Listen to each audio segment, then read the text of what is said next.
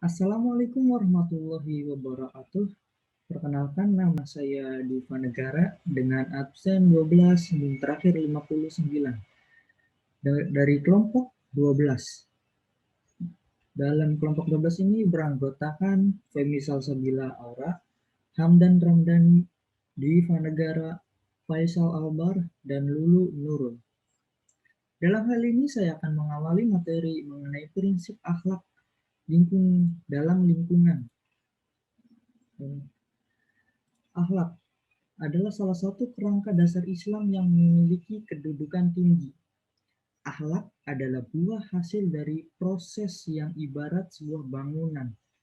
Akhlak merupakan fondasi dasar yang menyempurnakan fondasi dasar tersebut.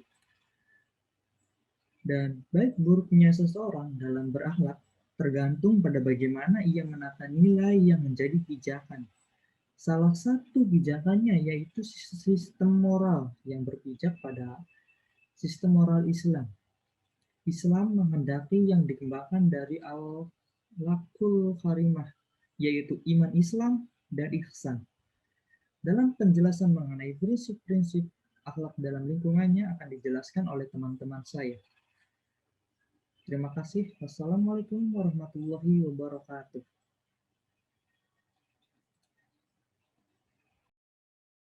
Assalamualaikum warahmatullahi wabarakatuh. Perkenalkan, nama saya Lulu Nurul dengan NIM akhir 33. Di sini saya akan menjelaskan tentang prinsip akhlak dalam lingkungan tetangga. Sebelumnya saya mohon maaf, saya tidak menggunakan video. Saya hanya menggunakan voice note saja dikarenakan saya sedang tidak enak badan. Nah, saya akan menjelaskan tentang akhlak terhadap tetangga. Di antara hak sesama hamba Allah adalah hak para tetangga. Allah memerintahkan untuk menjaga, menunaikan hak, bersikap peduli maupun karena keislamannya. Berbuat baik kepada tetangga dengan menjaga hak-haknya merupakan amalan dan akhlak yang mulia. Nabi sangat menekankan kepada umatnya untuk melaksanakan hak-hak tetangga dengan berbuat baik kepadanya.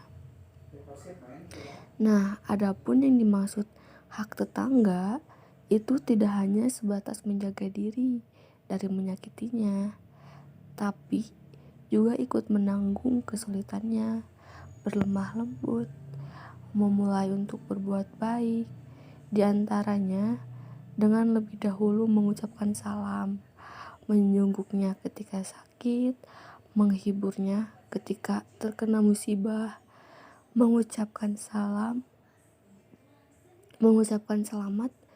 dalam kebahagiaannya, mentolerir kekeliruannya, tidak meneliti keadaan rumahnya dengan melampaui batas, tidak menyakiti dengan berbagai hal seperti melempar tanah ke halaman rumahnya, tidak memperhatikan secara berlebihan tentang apa yang dibawa ke dalam rumah, menutupi aib dan kekurangan rumah tangganya, tidak mencuri dengan pembicaraannya.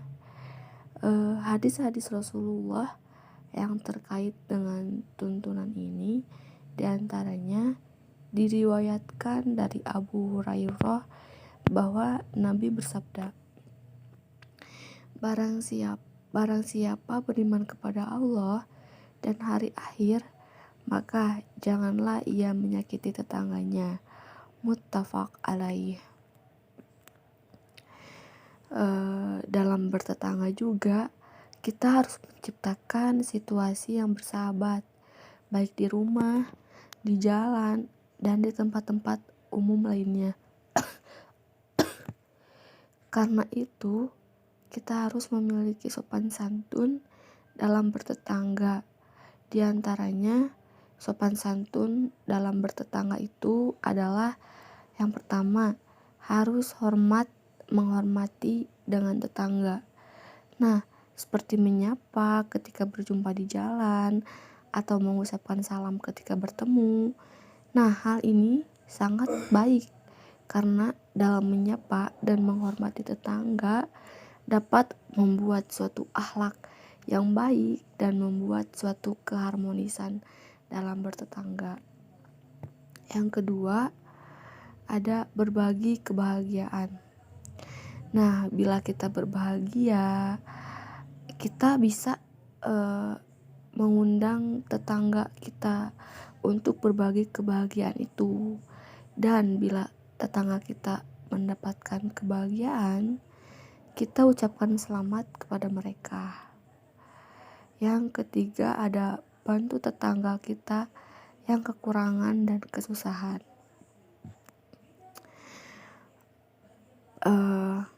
Dalam membantu tetangga, kita dapat menciptakan suatu akhlak yang baik terhadap tetangga dan menciptakan suatu komunikasi yang baik antar tetangga, hidup lebih tenang dan damai, dan dapat menghargai perbedaan antara kekurangan dan kelebihannya masing-masing, serta menjalin suatu hubungan yang baik terhadap tetangga. Assalamualaikum warahmatullahi wabarakatuh. Perkenalkan, nama saya Hamdan Ramdhani, nomor NIM 12080-392, akan menjelaskan tentang prinsip akhlak terhadap lingkungan tetangga yang telah dijelaskan sebelumnya oleh rekan saya. Maka saya akan menjelaskan tentang kelanjutannya, tentang hak dalam bertetangga. Hak dalam bertetangga ini adalah suatu hak masing-masing dalam tetangga untuk membuat baik atau berbuat baik dalam tetangga. Seperti kita tidak hanya untuk ikut serta menjaga diri sendiri atau tidak menyakiti tetangga, tapi juga ikut serta menanggung kesulitannya, berlembah lembut kepadanya, memulai untuk berbuat baik kepadanya, dan memulai salam terlebih dahulu, menjenguk yang sedang sakit sehingga menghibur tetangga yang sedang kesusahan. Kemudian, dalam bertetangga tidak diperkenakan melakukan perbuatan yang mengganggu tetangga seperti memfitnah tetangga, karena dalam memfitnah tetangga ini perbuatan yang tidak baik. Kemudian merusak tanaman yang ada di sekitar rumah tetangga. Bahwasanya tanaman yang dalam rumah tetangga itu adalah untuk dilestarikan dan dirawat, maka dari itu jangan dirusak karena bisa berbuat tidak baik dan membuat kegaduhan dalam bertetangga. Kemudian membiarkan tetangga dalam kesusahan. Sebaiknya kita menjadi tetangga itu membuat baik, membantu sesamanya bila ada yang kesusahan, karena itu adalah suatu akhlak yang baik.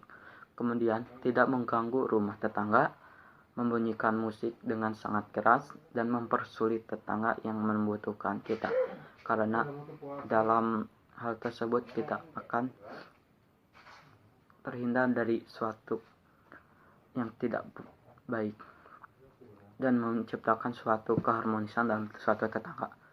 Kemudian dijelaskan dalam hadis bahwasanya hadis-hadis Rasulullah yang terkait dengan turunan ini diantaranya diriwayatkan oleh Abu Humairah bahwa Nabi bersabda, barang siapa yang beriman kepada Allah dan hari akhir, maka janganlah ia menyakiti tetangganya. Muttafaq al-alam. Kemudian berbuat baik kepada tetangga juga menjadi perhatian serius dalam ajaran Islam.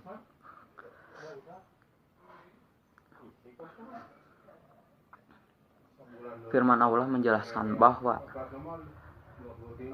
berbuat baiklah kepada orang tua, orang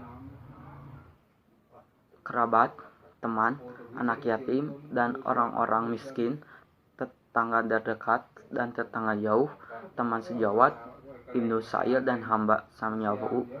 Sesungguhnya Allah tidak menyukai orang-orang yang sombong dan membangga-banggakan diri.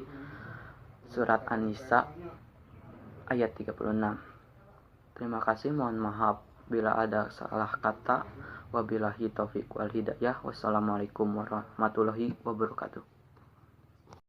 Assalamualaikum warahmatullahi wabarakatuh. Perkenalkan, nama saya Femi Salsabila Kusman dari kelas 2B Sosiologi NIM 80 dari kelompok 12 akan menjelaskan tentang prinsip akhlak dalam lingkungan keluarga.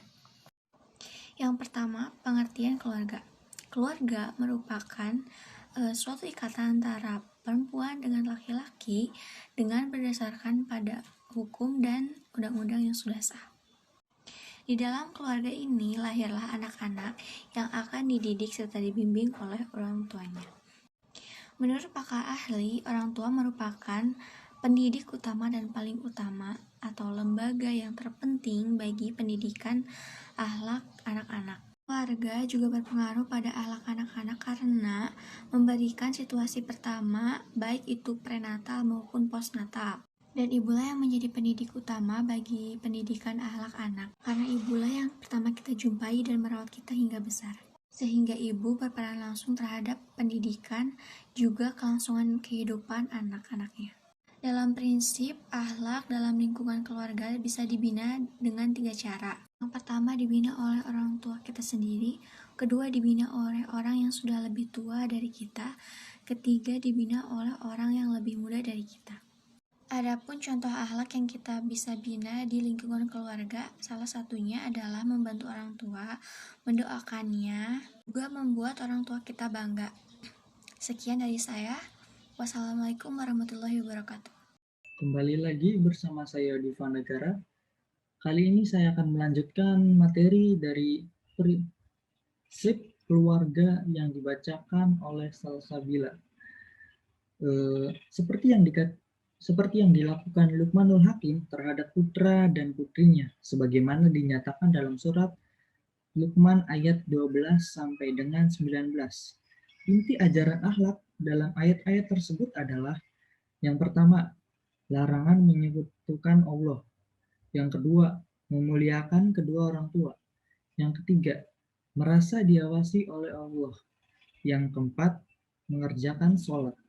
Yang kelima, menyuruh manusia berbuat baik dan mencegah berbuat mungkar.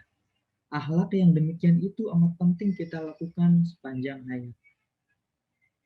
Dan berkaitan dengan pendidikan akhlak dalam keluarga, Imam Al-Ghazali menilai bahwa anak adalah amanah Allah yang harus dijaga dan dididik untuk mencapai keutamaan dalam hidup dan mendekatkan diri kepada Allah. Semua bayi yang dilahirkan di dunia ini bagaikan sebuah mutiara yang belum diukur dan belum berbentuk amanat bernilai tinggi.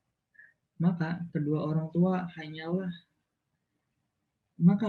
tuanya lah yang akan mengukir dan membentuknya menjadi mutiara yang berkualitas tinggi dan berakhlak mulia. Maka ketergantungan anak kepada pendidiknya termasuk kepada orang tuanya akan tampak sekali. Kedekatan ayah, ibu, orang tua dengan anak jelas memberikan pengaruh yang paling besar dalam proses pendidikan akhlak dibanding pengaruh yang diberikan oleh komponen pendidikan lainnya, karena ikatan ibu bapak dengan putra putrinya adalah lebih kuat daripada ikatan persaudaraannya dan ikatan lainnya. Al-Ghazali 1964 halaman 128. Selanjutnya mengenai prinsip pendidikan akhlak. Akhlak pendidikan berasal dari kata didik, yaitu memelihara dan memberi latihan mengenai akhlak dan kecerdasan pikiran. Pendidikan akhlak dapat juga diartikan sebagai berikut seperti perbuatan, ilmu didik, dan juga pemeliharaan. Pendidikan dalam bahasa Arab biasa disebut dengan istilah tarbiyah yang berasal dari kata rabba. Dalam mujambah Arab, kata tarbiyah memiliki 3 akar kebahasaan, yaitu rabba, yarubbu, tarbiyah yang memiliki makna memperbaiki, menguasai urusan, memelihara, dan merawat, memperindah, memberi makan, mengasuh, tuan, memiliki, mengatur, dan menjaga kelestarian maupun eksistensinya. Menurut John Dewey, dalam bukunya Experience and Education mengatakan bahwa Education is a process of overcoming natural inclination and substituting its bad habits acquired under external pressure. Artinya, pendidikan adalah sebuah proses mengatasi kecenderungan alami bawaan diri manusia yang buruk dan menggantinya ke dalam kebiasaan yang diperoleh di bawah pengaruh dari luar pembelajaran.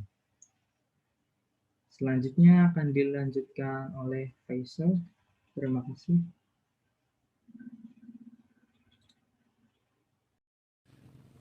Assalamualaikum warahmatullahi wabarakatuh. Saya di sini akan menjelaskan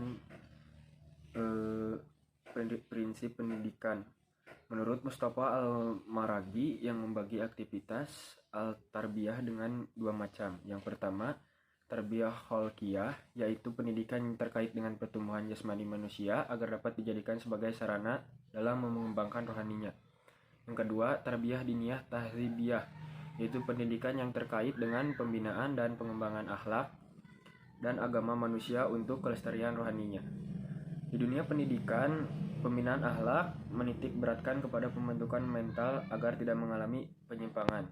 Saudara Sono mengemukakan pendapat tentang tujuan pendidikan akhlak menurut Ibnu Maskawi bahwa tujuan pendidikan akhlak untuk menyempurnakan nilai-nilai kemanusiaan sesuai dengan ajaran Islam yang taat beribadah dan sanggup hidup bermasyarakat yang baik. Pendidikan akhlak sebagai salah satu cabang pendidikan agama Islam mengandung berbagai kegunaan dan manfaat. Di antaranya yaitu A. Kemajuan rohaniah. Kemajuan rohaniah adalah orang-orang yang mempunyai pengetahuan dalam pendidikan akhlak lebih utama daripada orang-orang yang tidak mengetahuinya karena dapat mengantarkan seseorang kepada jenjang kemuliaan akhlak, dapat menyadari mana perbuatan yang baik dan yang buruk, dapat memelihara diri agar senantiasa berada pada garis akhlak yang mulia dan menjauhi segala bentuk tindakan yang tercela dimurkai Allah. Yang kedua, maksud saya B, penuntut kebaikan. Penuntut kebaikan adalah akhlak dapat mengurangi dan mendorong manusia supaya membentuk hidup yang lurus dengan melakukan kebaikan yang mendatangkan manfaat bagi sesama manusia. Manusia akan dituntut kepada kebaikan jika memiliki akhlak yang baik pula. Selanjutnya C, kebutuhan primer dan keluarga. Akhlak merupakan faktor mutlak dalam menegakkan keluarga sejahtera. Keluarga yang tidak dibina dengan tonggak akhlak yang baik tidak dapat bahagia sekalipun kekayaan materialnya melimpah ruah. Sebaliknya, terkadang suatu keluarga serba kekurangan dan ekonomi namun dapat bahagia berkat pembinaan akhlak. Selanjutnya D, kerukunan antar tetangga. Dalam membina kerukunan antar tetangga diperlukan pergaulan yang baik dan jalan mengindahkan kode etik bertetangga. Di dalam pendidikan akhlak terdapat berbagai aturan dan etika pergaulan, termasuk dalam etika pergaulan bertetangga. Selanjutnya E, peranan akhlak dalam pembinaan remaja. Mempelajari akhlak dapat menjadi sarana bagi terbentuknya insan kami manusia yang sehat dan terbina potensi rohaniahnya sehingga dapat berfungsi secara optimal dan dapat berhubungan dengan Allah dan dengan makhluk lainnya secara benar sesuai dengan ajaran akhlak selamat hidupnya di dunia dan di akhirat. Perintah Allah ditunjukkan kepada perbuatan-perbuatan baik dan larangan berbuat jahat. Akhlakul mahmudmah. Orang yang bertakwa berarti orang yang berakhlak mulia karena melaksanakan segala perintah agama dan meninggalkan segala larangan Allah. Orang yang bertakwa yang beribadah dengan ikhlas akan mengantarkan kesucian dan membawa budi pekerti yang baik dan luhur. Oleh karena itu, ibadah di samping sebagai latihan spiritual juga merupakan latihan sikap dan meluruskan akhlak. Sekian dari saya. Assalamualaikum warahmatullahi wabarakatuh. Dan kesimpulan dari materi ini sendiri adalah bahwa ukuran baik dan buruknya akhlak manusia bersumber dari berbagai sumber. Dari berbagai sumber tersebut, hanya Al-Quran dan Sunnah Nabi yang tidak dapat bisa dipungkiri kebenarannya. Prinsip akhlak yang terdapat dalam tetangga, keluarga, dan juga pendidikan. Dimulai dari tetangga, yang dimana Allah memerintahkan untuk menjaga, menunaikan hak bersikap peduli maupun karena keislamannya. Dalam keluarga, mereka merupakan aspek penting dalam dimulainya pengenalan akhlak kepada anak. Dan dalam pendidikan, menurut Imam Al-Ghazali sendiri sangat menekankan aspek akhlak dalam sistem pendidikannya, karena menurutnya tujuan pendidikan agama adalah pendidikan akhlak itu sendiri. Sekian dari presentasi dari kelompok kami, kurang lebihnya mohon maaf. Wabillahi taufiq wal hidayah. Assalamualaikum warahmatullahi wabarakatuh. Terima kasih.